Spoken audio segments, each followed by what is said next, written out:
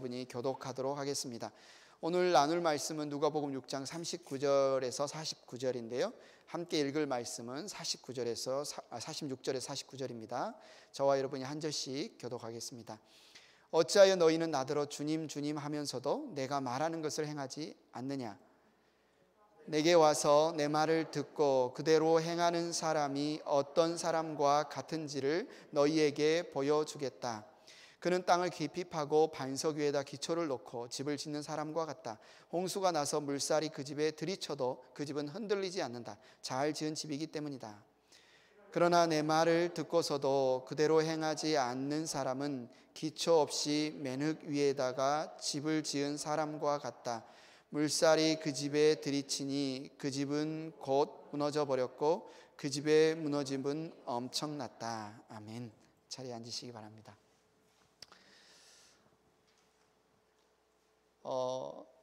한국 학교, 초등학교든지 중학교든지 고등학교 운동장에 가면 점심시간, 쉬는 시간, 체육시간 늘 볼 수 있는 풍경이 있죠. 특히 요즘은 이제 여자아이들도 같이 하기도 하는데 남자아이들이 막 모여서 뭐해요? 축구를 하죠. 축구. 얼마나 좋아하는지 몰라요. 저도 그랬고 여기 계신 분들 공 하나만 주면 얼마나 행복했었는지 모르겠습니다. 열심히 아이들이 막 수십 명이 모여서 축구를 하고 있는데 체육 선생님이 딱 와가지고 쭉 보든지 너 해서 11명을 딱 뽑아가지고 저쪽으로 데리고 가요. 이 장면을 옆에서 지켜보던 아이들이 어떻게 생각할까요? 아, 쟤도 뭐 잘못했나? 혼나러 가나? 이렇게 생각할까요?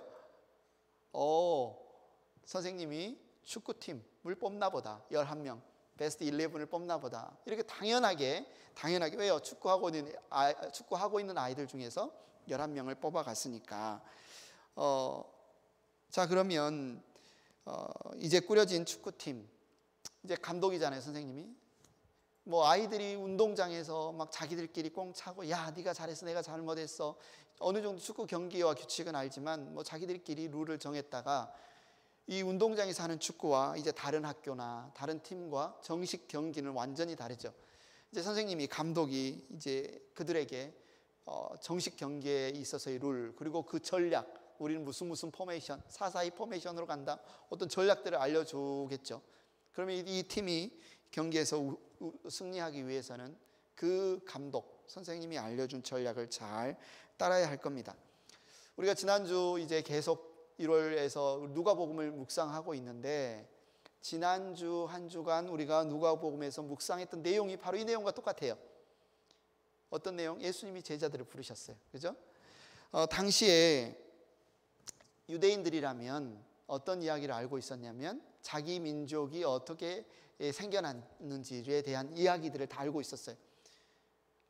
야곱의 12아들에서 12지파가 퍼져나왔고, 하나님께서 출애굽하시면서 그 12지파를 세우셔서 이스라엘의 선민, 민족으로 세우시고, 내가 너희의 하나님이 되고 너희는 나의 백성이 되고 너희는 온 세상에 하나님의 영광을 드러내는, 하나님의 기쁜 소식을 드러내는 제사장의 나라가 될 것이다. 이 이야기를 너무나 잘 알고 있죠. 그런데 인생을 살다 보니 이 하나님의 나라가 어떻게 완성이 될까? 또 하나님의 백성의 삶을 어떻게 살 수 있을까? 예수님이 오셨던 그 당시에 많은 사람들이 각양각색의 논리들 아니면 계획들, 이야기들을 합니다. 굉장히 진지해요. 어떤 사람들은 우리가 하나님의 백성이 되기 위해서는 하나님의 말씀을 꼼꼼하게 지키기 위해서 더 많은 규칙들을 세워야 된다. 바리새인들 같은 경우, 그죠? 650가지가 넘는 세세한 규칙들을 세워서 이걸 지키면 우리가 하나님의 백성의 삶을 잘 살 수 있을 거야. 이렇게 가르쳤던 사람들이 있습니다. 또 열심당원, 혁명당이라고도 하는 열심당원 같은 경우는 우리가 그냥 그 말만 해가지고는 안 돼. 우리의 힘으로, 무력으로, 폭력으로 이 이방인들을 내어쫓고 이 하나님의 나라를 이룰 수 있을 거야. 이들은 어떻게 싸우고 어떻게 테러를 하고 어떻게 나라를 회복할지 이걸 주장하는 사람들이 있었습니다. 예수님의 제자 가운데서 열심당원이 있잖아요. 또 어떤 사람들은 이미 로마가 헤롯 왕에게 이 정치 권력을 줬고, 이 헤롯 왕이 정치 권력을 가지고 있기 때문에 헤롯 왕과 어떻게 잘 정치적인 관계를 이루어가면서 이 나라를 바꿀 수 있겠지. 헤롯 당원이라고도 불리는 헤롯에 함께하는 그 헤롯파들도 있었고, 또 어떤 사람들도 있었습니까? 야, 우리가 이 죄악 많은 이 세상에서 무엇을 할 수가 없겠다. 광야로 가자. 광야에 가서 우리가 이 죄 많은 사람들과 어울려 살지 말고 그곳에서 하나님 말씀을 읽고 기도하면서 하나님 나라가 이루어지기를 그냥 기다리자.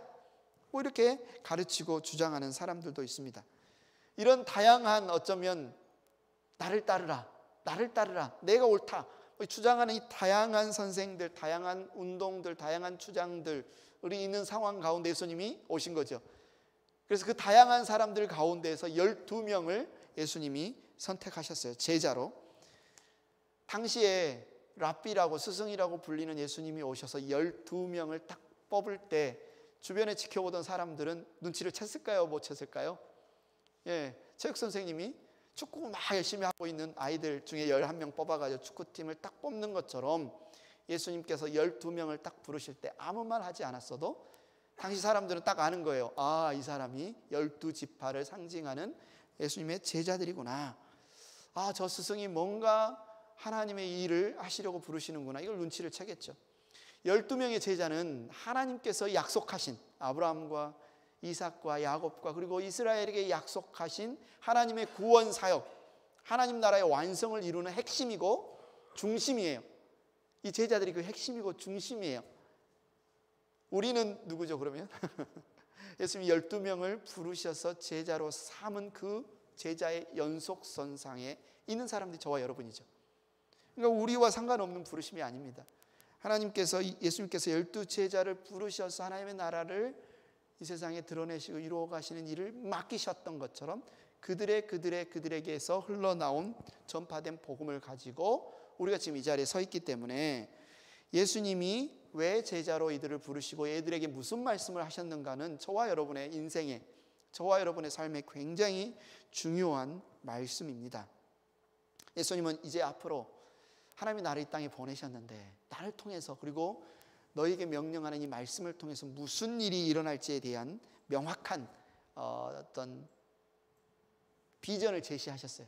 그런데 그냥 새로운 어떤 율법, 새로운 말씀을 정한 것이 아니라 이미 이스라엘 백성들이 너무나 잘 알고 있는 하나님께서 모세를 통해서 출애굽시키셔서 그들에게 신명기라는 말씀을 통해서 복과 저주에 관한 명령을 하셔. 너희가 이렇게 하나님을 말씀을 듣고 따르면 복을 받고 그러나 너희가 하나님께 불순종하고 하나님을 버리면 저주를 받을 거다라고 하셨던 그 용어 복과 저주, 복과 화를 그대로 가지고 와서 지난주 누가복음 6장 20절에서 26절에 보면 이 말씀을 하시는 거죠.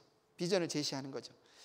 어떤 우리 교회 집사님이 그런 말씀을 하시더라고요. 같이 성경 공부를 하시는데 자기는 성경을 읽다가 예수님이 말씀하시는 어떤 말씀하시는 장면만 나오면 막 찌릿찌릿하대요. 마음이 뭉클하대요. 예수님이 말씀하시는 그 이야기를 그냥 글로 읽는데도. 그런데 당시에 있었던 사람들이 예수님께서 하시는 이 말씀을 들었을 때 어떤 느낌이었을까? 어떤 감정이었을까? 참 궁금합니다. 제가 한번 읽어볼 테니까 한번 들어보십시오. 너희 가난한 사람들은 복이 있다. 하나님 나라가 너희의 것이다. 너희 지금 굶주리는 사람들은 복이 있다. 너희가 배부르게 될 것이다. 너희 지금 슬피 우는 사람들은 복이 있다. 너희가 웃게 될 것이다. 사람들이 너희를 미워하고 인자 때문에 너희를 배척하고 욕하고 너희 이름을 악하다 내칠 때는 너희는 복이 있다. 그날에 기뻐하고 뛰놀아라. 보아라, 하늘에서 받을 너희의 상이 크다. 그들의 조상들이 예언자들에게 이와 같이 행하였다. 그러나 너희 부요한 사람들은 화가 있다. 너희가 너희의 위안을 받고 있기 때문이다. 너희 지금 배부른 사람들은 화가 있다. 너희가 굶주리게 될 것이기 때문이다. 너희 지금 웃는 사람들은 화가 있다. 너희가 슬퍼하며 울 것이기 때문이다. 모든 사람이 너희를 좋게 말할 때는 너희는 화가 있다. 그들의 조상들이 거짓 예언자들에게 이와 같이 행하였다. 예수님께서 그 12는 이제 우리가 따르는 제자의 삶의 원형이 될 그 12를 부르시고 그 12에게 예수님이 이따 말씀을 하셨어요. 예수님이 하신 이 말씀은 구약이 아닌 새로운 어떤 율법, 새로운 규범, 새로운 규칙을 제자들에게 가르쳐 주시는 걸까요? 그래서 이 제자들이 이 목록을 가지고 내가 오늘 하루 종일 얼마나 예수님이 명령하신 이것을 잘 지켰나 따져보고 체크해보고 그래서 그날 그래도 80%는 지킨 것 같아. 그러면 야, 오늘은 성공적인 하루였어. 이렇게 만족하면서 잠들 수 있도록 주신 어떤 그런 규범집이었을까요? 예수님은 규범집을 새로 주신 것이 아닙니다. 예수님 당시나 요즘이나 많은 사람들이 하나님에 대해서 오해를 해요. 하나님에 대해서 오해를 합니다. 어쩌면 성경을 깊이 있게 읽지 않기 때문이기도 하고 언뜻 나오게 하는 표현들이 내가 가지고 있는 생각과 다르기 때문에 그럴 수도 있어요. 구약의 성경을 보면서 야, 하나님 너무 잔인하시다. 야, 다 죽여? 하나님 너무 잔인하시다. 뭐 이렇게 생각하기도 하고, 하나님 말을 들으면 뭔가 좀 하나님 성격이 좀 침울하신가? 우울하신가? 뭐 이런 생각을 하기도 하고, 야, 하나님 되게 째째하신 것 같아. 야, 그 작은 거 하나 지켰다고 막 화내시면서 혼내시면서 뭐 그런 좀 째째하신 분 아닌가? 또 어떤 사람들은 하나님이 명령하신 율법을 보면 누가 지킬 수 있겠어? 누가 그 율법을 지킬 수 있겠어? 그래서 누가 그 율법을 지켜서 구원받을 수 있겠어? 야, 되게 하나님은 사람들 구원하기 싫으신가 봐. 너무 어렵게 만들어놨어. 뭐 이렇게 하나님에 대해서 오해하거나 잘못 이해하고 있는 사람들이 있어요. 그래서 예수님께서 오셔서 제자들을 부르시고 제자들에게 이 4가지 복과 4가지 화에 대한 비전을 제시하시면서 이어서 하시는 말씀이 하나님이 누구신가? 하나님이 누구신가에 대해서 이렇게 선언을 하십니다. 누가복음 6장 36절 우리 같이 한번 읽어볼까요? 시작. 너희의 아버지께서 자비로우신 것 같이 너희도 자비로운 사람이 되어라. 우리가 생각하는 하나님이 그런 하나님이 아니십니다. 하나님은 자비로우신 하나님, 하나님은 관대하신 하나님, 하나님은 우리가 원수였는데도, 우리가 하나님 앞에 정말 실패했는데도 우리를 버리지 않고 아들을 보내주신, 우리의 실수에도 관대하신 하나님, 우리가 자격이 있든 우리가 자격이 없든 우리의 가장 좋은 곳으로 내어주셔서 누리게 하시는 하나님, 너무나 자비로우시기 때문에 진짜야, 이게 진짜 그러신다고 하나님이 우리가 의심할 정도로 기가 막히게 인자하시고 자비로우신 하나님, 그 하나님이 바로 우리 아버지시다. 예수님이 그렇게 선언을 하신 거예요. 그렇게 말씀을 하신 거예요. 여러분 한번 상상 한번 해볼까요? 그런 세상이 있다면, 그리고 그 하나님을 믿고 그대로 하나님을 닮아서 살아가는 모든 사람들이 다 그런 세상이 있다면, 그런 세상은 어떤 세상일까요? 정말 자비로운 사람들, 그 사랑 덩어리들이 모여 사는 그런 사회가 있다면 그곳에는 폭력도 없을 거고요. 그곳에는 누가 잘못했다 뭐 보복하는 일도 없을 거고요. 네가 잘났다 내가 잘났다 계급이나 차별도 없을 거고요. 누가 돈 많다고 해서 그 돈으로 아니면 어떤 권력으로 사람들의 높고 낮음을 보증하는 척도도 없을 겁니다.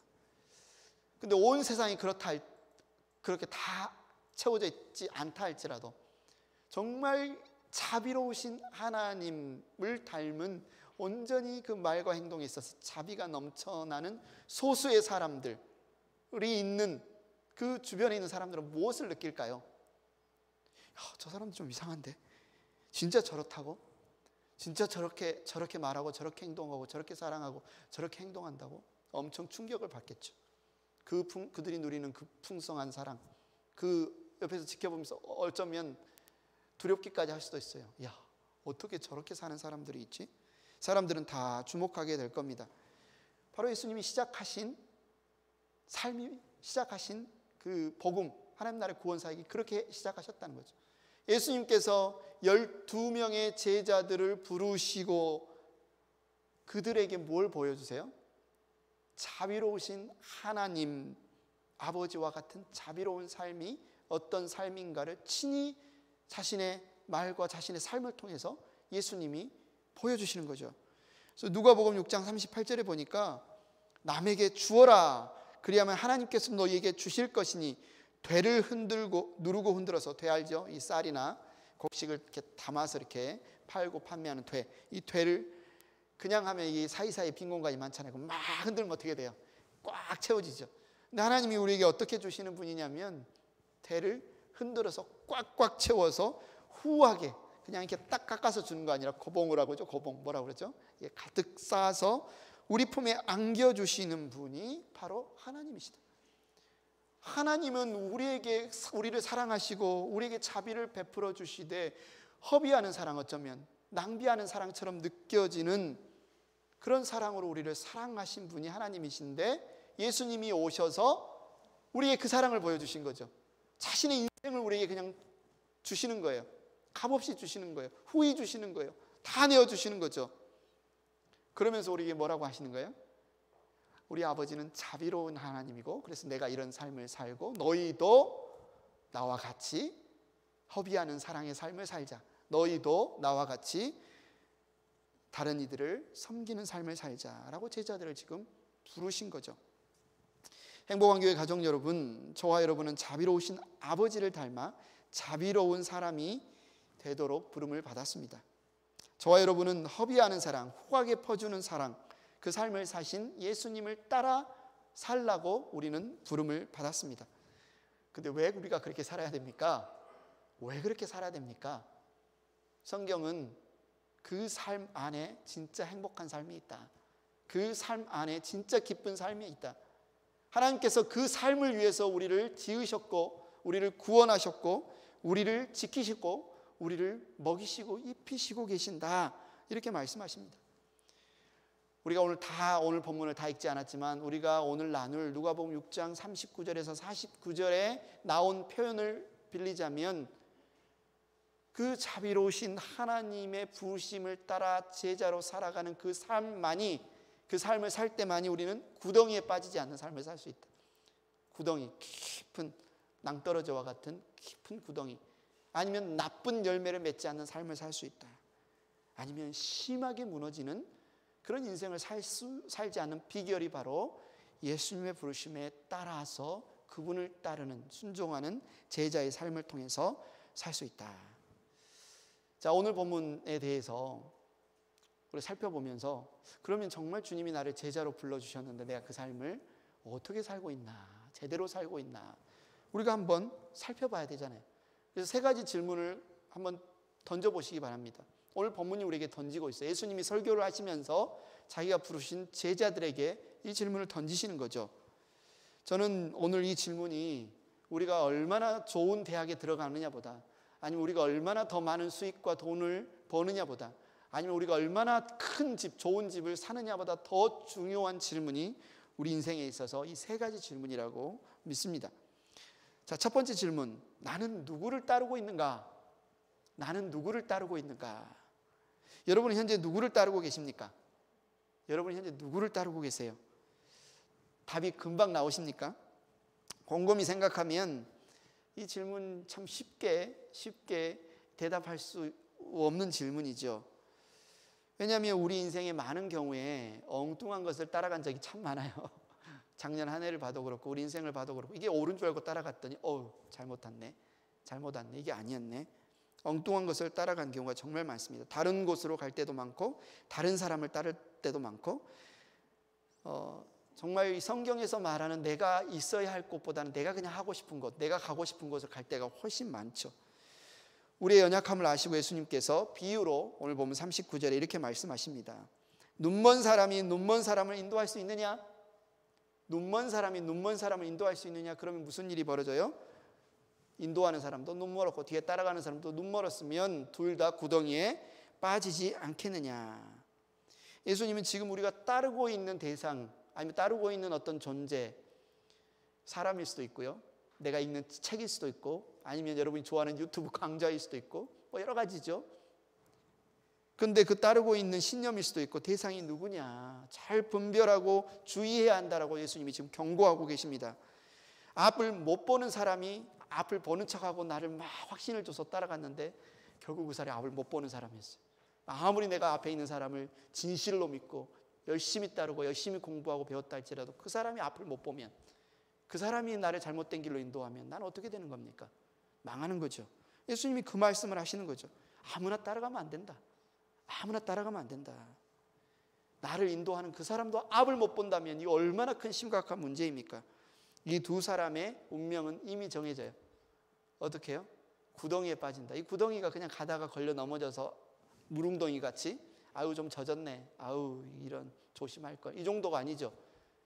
뉴스에 보면 심심치 않게 나오는 공사 현장에 큰 맨홀을 뚜껑을 안 덮어놔서 모르고 사람이 빠져서 막 다리가 부러지거나 아니면 죽거나 생명의 위협을 느낄 수 있는, 우리 인생을 망하게 만들 수 있는 그 위험한 구덩이를 말하는 겁니다. 그래서 우리는 지금 누구를 따라가고 있느냐 한번 서로 생각해 보세요. 나는 지금 누구를 따라가지? 무엇을 생각하고 무엇을 말하고 무엇을 행동할 때 난 누구를 따라가지? 어디를 향해 가고 있지? 여러분에게 한번 질문을 지속적으로 던져봐야 합니다. 세상에는 우리를 인도하려는 사람들이 꽤 많아요. 노골적으로 말은 하지 않아도 가만히 이런저런 소리를 해. 이렇게 해야지. 이게 좋더라고. 이렇게 해야지. 저렇게 해야지. 그렇게 하면 안 돼. 거기 가면 안 돼. 이게 꼭 필요해. 이런 것 좀 하나 있어야지. 요즘 이게 인기가 많대.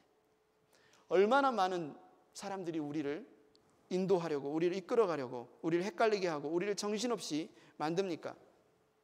근데 정말 우리를 잘못된 대로 이끄는 어떤 대상이 있죠. 누구예요? 내 마음. 하나님께서 부르시는 말씀, 부르시는 것보다 내가 가고 싶은 대로 가고 싶은 내 마음. 내 마음. 막 고민도 하고 책도 읽고 공부도 하다 결국 내가 하고 싶은 대로 하는 내 마음. 그런데 내 마음이 정말 영적으로 깨어있는 건지, 분별하고 있는 건지, 아니면 그냥 죄의 본성대로 따라서 행하고 있는 건지 정말 우리는 잘 살펴봐야 됩니다. 예수님은 누구를 따르느냐의 중요성을 강조하기 위해서 40절에 이런 격언, 당시의 속담을 이야기를 합니다. 제자는 스승보다 높지 않다. 그러나 누구든지 다 배우고 나면 자기의 스승과 같이 될 것이다. 그 스승에서 그 제자가 나온다라는 말이죠. 그 스승이 그 제자다. 당시에 스승과 제자의 관계는 요즘과는 좀 틀린, 한마디로 같이 먹고 자는, 그죠? 도제라고도 부르죠. 기숙학교, 하숙학교처럼 당시에는 어떤 책을 통해서 공부를 한다기보다는 스승이 말 한마디 하면 그걸 기억하고, 스승이 뭐 하는 거 보고 따라서 하고, 먹고 자고 같이 생활하면서 스승에게서 배우는 거예요. 그래서 때가 딱 되면, 스승에서 다 배우고 나면 그 제자는 어떤 사람이 돼요? 스승의 학문과 스승의 신념과 스승의 가르침이 그대로 이렇게 복합이 것 같은 그런 존재가 되는 거죠. 그래서 내가 지금 누구를 따르고 있느냐는 지금 내가 나중에 어떤 사람이 되느냐를 그대로 미리 볼 수 있는 거잖아요. 이게 굉장히 중요한, 우리를 살펴보는 중요한 질문이 될 거라는 거죠. 올바른 교훈, 올바른 스승을 따르면 나에게도 그런 것이 나올 것이고, 그렇지 않으면 나는 잘못된 눈먼 사람을 따라서 웅덩이에 빠질 수 있다. 여러분 지금 누구를 스승으로, 누구를 선생으로 모시고 살아가고 있습니까? 정말 예수님을 스승으로, 선생으로 여러분 믿고 계십니까? 따르고 계십니까? 모든 것에 대해서 주님께 묻고 계십니까? 정말 어떻게 해야 될지, 비즈니스도, 자녀 교육도, 아니면 내 신앙생활도, 아니면 나의 모든 것에 대해서 주님 가르쳐 주세요. 주님은 어떻게 하셨을까? 예수님이라면 어떻게 하셨을까? 정말 예수님이 하셨을 법한, 아니면 예수님이 하셨던 그런 말과 행동으로 여러분이 따라가고 있는지, 배우고 있는지, 아니면 주일날 예배 드릴 때는 예수님 말을 읽지만 일상생활에서는 또 다른 스승, 또 다른 사람들에게서 배우고 있지는 않은지 여러분 한번 살펴보시기 바랍니다. 나는 누구를 따르고 있는가? 이것이 중요해. 왜요? 내가 따르는 사람과 똑같이 나가 될 거기 때문에. 두 번째 질문은 뭐예요? 나는 어떤 열매를 맺고 있나? 나는 어떤 열매를 맺고 있나? 당시에 누가 봐도 자연 법칙이 그렇죠. 사과나무에 사과가 열리고 포도나무에 포도가 열리는 그 자연 법칙을 그대로 가지고 와서 예수님께서 중요한 원리를 우리에게 가르쳐 주시는데 43절에 45절에 이렇게 말하죠. 좋은 나무가 나쁜 열매를 맺지 않고 나쁜 나무가 좋은 열매를 맺지 않는, 이건 정해진 거다는 거죠. 그죠? 이건 바뀌지 않는다. 나무는 각각 그 열매를 보면한다. 가시나무에서 무화과를 거두러 들이지 못하고 가시덤불에서 포도를 따지 못한다. 선한 사람은 그 마음속에 갈무리에 놓은, 막 모아놓은 그 생각, 그 선 더미에서 선한 것을 내고, 악한 사람은 그 마음속에 막 모아놓은 그 악 더미에서 악한 것을 낸다. 마음에 가득 찬 것이 입으로 나오는 법이다. 이게 뭡니까? 열매가 내가 어떤 나무인지를 보여주는 거구나. 예수님은 열매를 통해서 나무를 알 수 있듯이 그 사람에게서 나오는 열매, 말과 행동이라는 열매를 통해서 지금 그 사람을 진단할 수 있다. 왜냐하면 그 말이나 행동은 그 사람 마음속에 가득 쌓여 있는 것에서 나오는 것이기 때문이다. 우리 자신 한번 살펴봐야죠. 내가 주로 어떤 말을 하지? 내가 주로 어떤 행동을 하지? 내 말과 내 행동을 통해서 내가 지금 예수님의 참 포도나무 안에 거하고 있는가, 아니면 내 죄된 본성으로 다시 살아가고 있는가, 우리 자신을 살펴봐야 된다는 거죠. 내 말과 내 행동이 지금 막 뭔가 나쁜 열매를 막 맺고 있는데도 괜찮아 다 그렇지 뭐, 다 그렇게 살지 뭐, 이렇게 덮어버려서는 안 된다. 여러분 한 주간 아니면 한 달간 여러분 어떤 말을 하셨나요? 막 걱정하고 한숨이 나오고, 아니면 불평이 나오고 탄식하고, 아니면 누구가 막 화나서 막 소리치고 분노하고, 아니면 누군가 막 비난하고, 이런 말들이 나왔다면 내 마음속에 지금 뭐가 쌓여 있는 거죠? 그 악한 마음들이, 누군가를 좀 미워하는 마음들이 쌓여 있다는 거죠. 그럼 우리가 어떻게 해야 돼요? 그런 경우가 실제 많죠. 내 입에서 선한 말, 좋은 말, 칭찬하는 말, 격려하는 말 많이 나왔을 거라고 생각하지만, 그렇지 못할 때는 어떻게 해야 되죠? 당장 주님께 도움을 구해야 되죠. 주님 도와주세요. 주님 도와주세요. 내 안에 지금 악한 것들이 쌓여서 내 입으로 나오고 있어요. 내 행동으로 나오고 있어요. 주님 도와주세요. 우리가 열매에 대해서 생각할 때 특별히 조심할 부분이 있는데, 이 말씀을 듣고 나한테 적용을 안 하는 거예요. 누구한테 적용하는 거예요? 와이프, 자녀, 이웃사람. 저 사람 말투가 좀 마음에 악한 것이 많이 쌓여 있는 것 같은데, 그 판단하면 안 돼요. 정죄하면 안 돼요.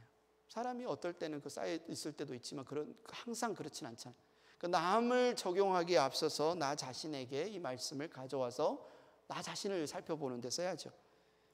우리가 분명히 기억해야 될 것은, 하나님의 말씀은 살았고 운동력이 있어 좌우에 날선 어떤 검보다도 예리하여 우리를 찔러 쪼개기까지 하며, 하나님의 입에서 나오신 말씀은 그것이 열매 맺기 전까지는 다시 하나님께로 돌아가지 않는다. 뭐예요? 살아있다는 겁니다. 하나님의 말씀이 살아서 그 안에 있는 사람에게 나타나는 현상은 뭐냐? 반드시 열매를 맺게 된다. 그 안에 참이 있다면, 선이 있다면, 예수 그리스도의 생명이 있다면 그 삶을 통해서 생명이 나오게 돼 있다. 그런데 나한테 생명이 자꾸 안 나와. 나에게 자꾸 악한 말이 끊이지 않아요. 그러면 뭐예요? 진지하게 생각을 해봐야 되죠. 주님 왜 저에게서 이 자꾸 생명 없는 것만 나올까요?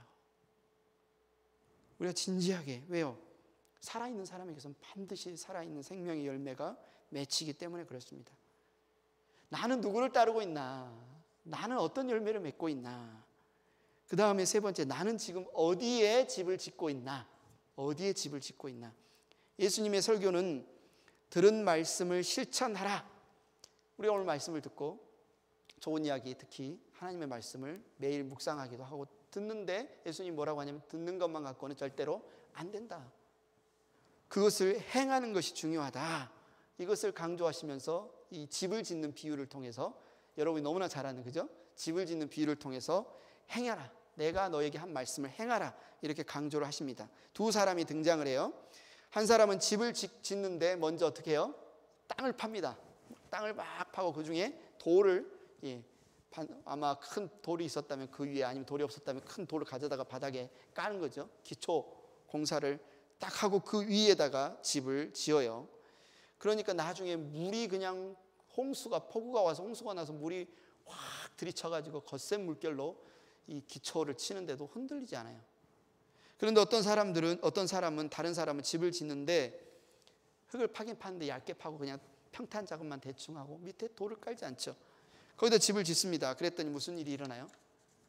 그곳에 흙 위에 세워진 그 흙은 또 모래흙이잖아요. 물이 한번 거센 물결이 오니까 그냥 다 쓸려나가고 집이 와르르 한꺼번에 순식간에 물이 한번 쿵 치니까 곧 즉시로 무너져 버렸다.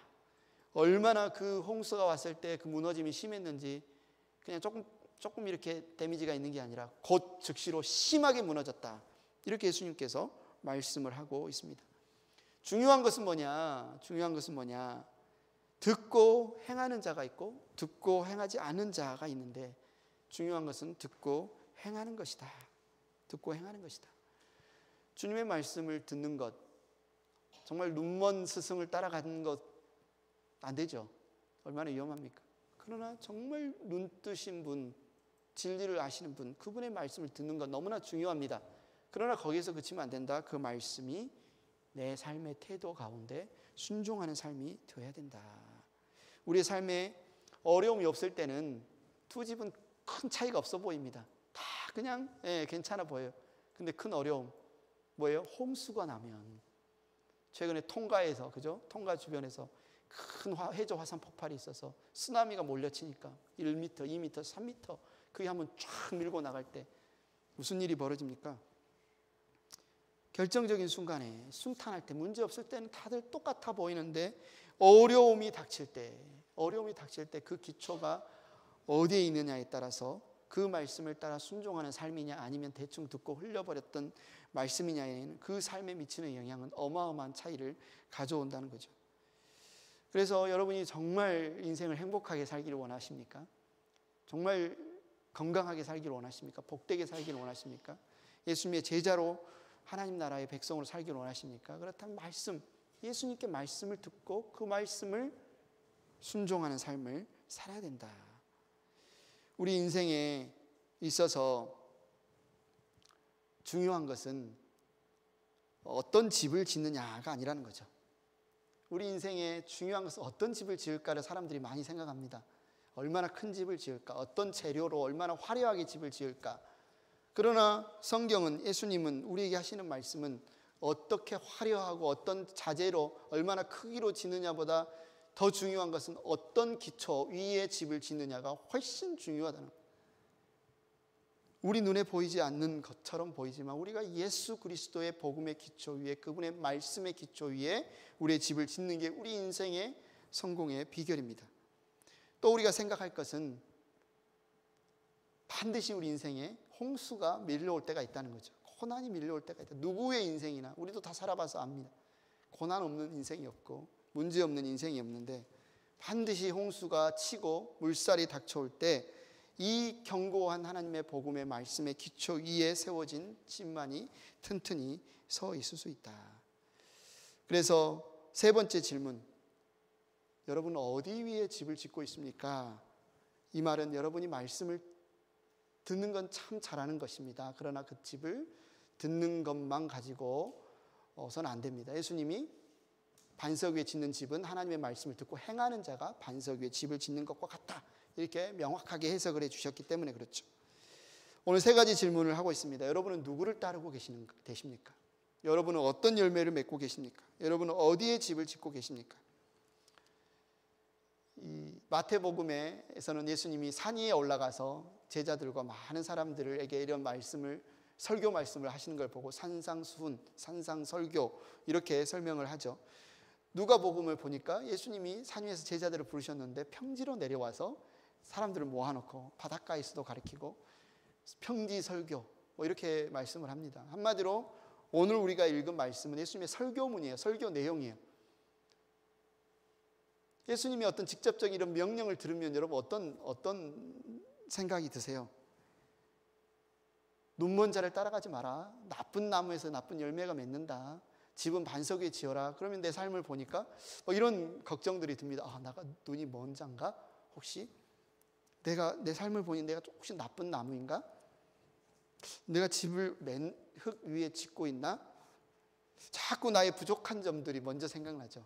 내가 잘 못하고 있는 부족한 점들, 그리고 하나님 말씀에 순종하지 못하는 나의 태도, 이런 것들이 자꾸 생각이 납니다.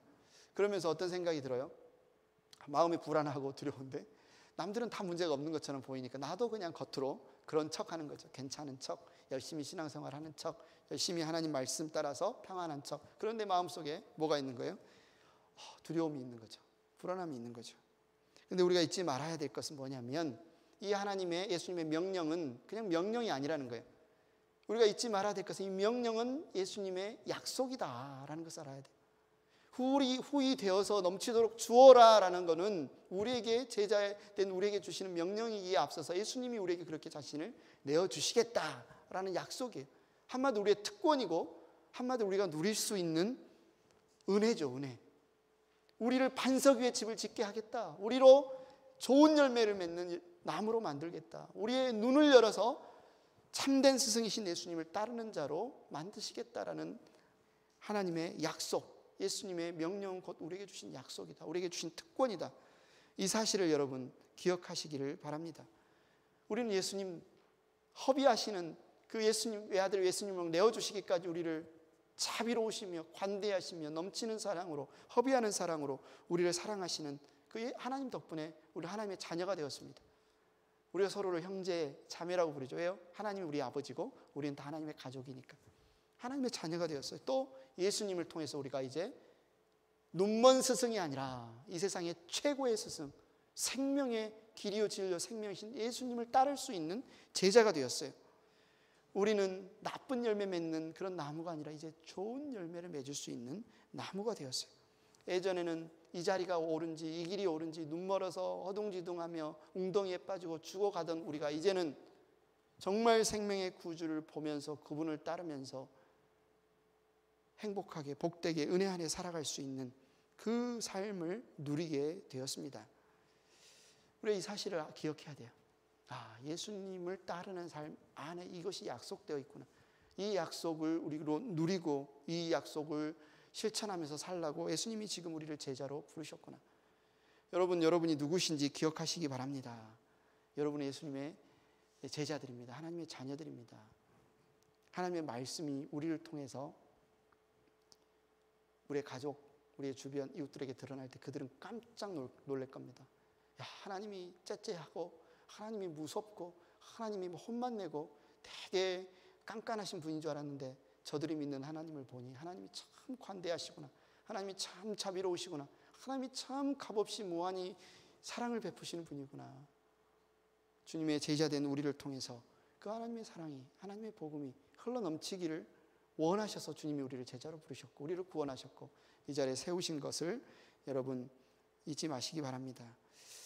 이 시간 우리가 함께 선한 능력으로라는 찬양을 부르시면서 오늘 우리의 말씀을 붙들고 주님, 우리가 정말 그런 삶, 주님이 제자로 우리를 불러주셔서 약속하신 그 삶을 살고 싶습니다.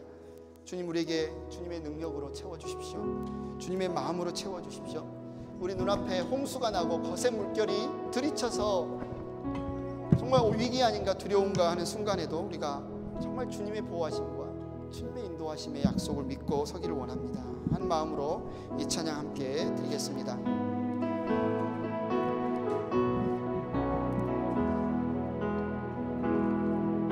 주 선한 능력으로 안으시네, 그 크신 팔로 날 붙드시네. 절망 속에도 흔들리지 않고 사랑하는 주 얼굴 구하리. 선한 능력으로 일어서리. 주만 의지하리. 믿음으로 우리 고대 안에 주 오실 그날 영광의 새날을 맞이하리. 이전의 괴로움 날 애워싸고 이전의 괴로움 날 애워싸고 고난의 길을 걷는다 해도 주님께 모두 맡기나 우리 영혼 끝내 승리의 날을 맞으리. 선한 능력으로 일어서리. 주만 의지하리. 믿음으로 우리 고대 안에 주 오실 그날 영광의 새날을 맞이하리. 주님이 마신 고난의 쓴 잔에 아멘 우리도 감사하며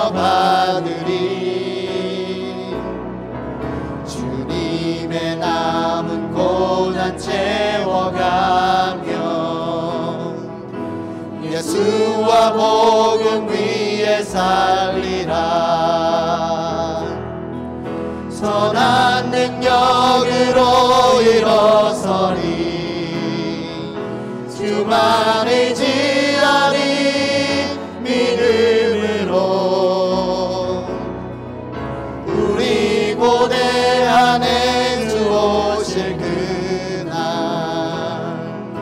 영광의 새날을 맞이하리. 승리의 새날을 맞이하리. 이 시간에 함께 기도하겠습니다. 이 시간에 기도할 때 다 같이 자리에서 일어나셔서 주님, 나의 생명이 여기에 있습니다. 주님, 나의 목숨이 여기에 있습니다. 주님, 나의 몸과 순종이 여기에 있습니다. 주님, 받아주십시오. 우리를 자녀로 불러주시니 감사합니다. 우리를 제자로 불러주시니 감사합니다. 우리에게 주님이 약속하신 그 복된 삶의 자리로 우리를 불러주시니 감사합니다. 주님, 내가 그 길을 걷겠습니다. 제자로 가겠습니다. 주님이 나의 스승이고 나의 구주이시고 나의 길이고 나의 생명임을 믿고 주님을 따라 걷겠습니다. 내 안에 주님의 생명의 말씀이 가득 채워지기를 원합니다. 내가 주님의 말씀을 사모하고 사랑함으로 매일 읽고 듣고 묵상하고 순종해 나아가기를 원합니다. 나를 통해 하나님의 나라가 드러나기를 원합니다. 나를 통해 하나님의 생명이, 사랑이, 자비로우신 하나님의 은혜가 나를 통해 우리의 가정 가운데, 우리의 일터 가운데, 우리 이웃들 가운데, 나를 보는 사람들 가운데 그들이 충격을 받고 그들이 놀라고 그들이 사모함으로 주님 앞에 나올 수 있도록 우리의 말과 우리의 행동 주님 사용하여 주시옵소서. 주님의 제자된 삶으로 우리를 사용하여 주시옵소서. 우리 함께 이 시간 잠깐 기도하겠습니다. 같이 기도하겠습니다. 사랑이 많으신 하나님 아버지 감사합니다. 우리를 불러주시니 감사합니다. 우리를 자녀 삼아주시니 감사합니다. 우리를 구원하여 주시니 감사합니다. 우리를 자유롭게 아버지 죄와 죽음에서 하나님 이 세상에 잘못되고 어둡고 눈멀고 슬프고 가난한 이 삶에서 우리를 불러주셔서 주 예수 그리스도 안에 주님과 동행하는 삶, 주님께 살아가는 삶, 하나님의 제자, 우리 예수님의 제자된 삶, 우리를 불러주신 것을 감사합니다. 우리를 통해 하나님의 놀라우신 약속이 날마다 성취되게 하여 주시니 감사합니다. 우리를 통해 우리의 가정 가운데 하나님의 나라가 드러나게 하시고 우리의 일터 가운데 하나님의 생명이 드러나게 하시고 우리의 이웃들 가운데 하나님의 자비로우심이 드러나게 하여 주시니 감사합니다. 하나님, 우리의 눈을 열어주시어서 날마다 주님의 은혜를 보게 하시고 주님의 사랑을 보게 하시고 하나님, 우리를 사용하여 주셔서 주님의 제자된 우리의 삶을 사용하여 주셔서 하나님께 온전히 영광되는 삶 될 수 있도록 하나님 은혜 더하여 주시옵소서. 이 시간 다 같이 주님께 봉헌 드립니다.